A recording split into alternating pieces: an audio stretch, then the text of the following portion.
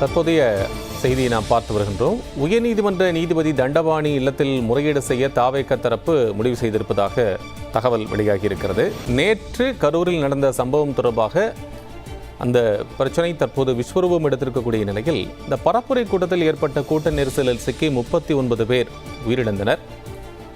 இந்த கரூர் துயரம் குறித்து சிபிஐ அல்லது சிறப்பு புலனாய்வு குழு விசாரணைக்கு ஆணையிட வேண்டும் என்று தாவேக முறையிட உள்ளதாக தகவல் வெளியாகியிருக்கிறது. ஏற்கனவே தமிழக அரசு ஒரு நபர் ஆணையம் விசாரணை ஆணையம் அமைத்திருக்கிறது. ஓய்வு பெற்ற நீதிபதி அருணா ஜெகதீசன் தலைமையில் ஓய்வு பெற்ற நீதியரசர் தலைமையில் ஒரு நபர் விசாரணை ஆணையம் அமைக்கப்பட்டிருக்கக்கூடிய நிலையில் விஜய் சற்று முன்னதாக தாவேகவுடைய தலைவர் விஜய் அவர்கள் சற்று முன்னதாக சட்ட வல்லுநர்களுடன் ஆலோசனை நடத்தியிருந்தார். இந்த ஆலோசனைக்கு பிறகாக வந்திருக்கக்கூடிய தகவல்கள் தான் இவை.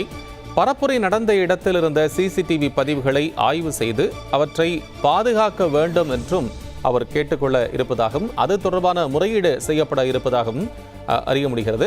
இன்னும் சட்ட நேரத்தில் நீதிமன்றத்தில் நீதியரசர் முன்னதாக அந்த அவரது இல்லத்தில் அல்லது நீதியரசர் முன்னதாக முறையீடு இருப்பதாக தெரிகிறது.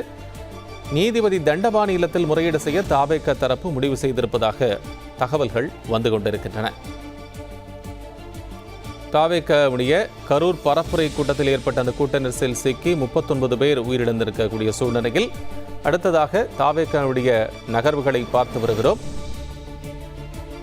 கரூர் துயரம் குறித்து சிபிஐ அல்லது சிறப்பு புலனாய்வு குழு விசாரணைக்கு ஆணையிட வேண்டும் என்று தாவேக முறையிட இருப்பதாக தகவல் வெளியாகியிருக்கிறது.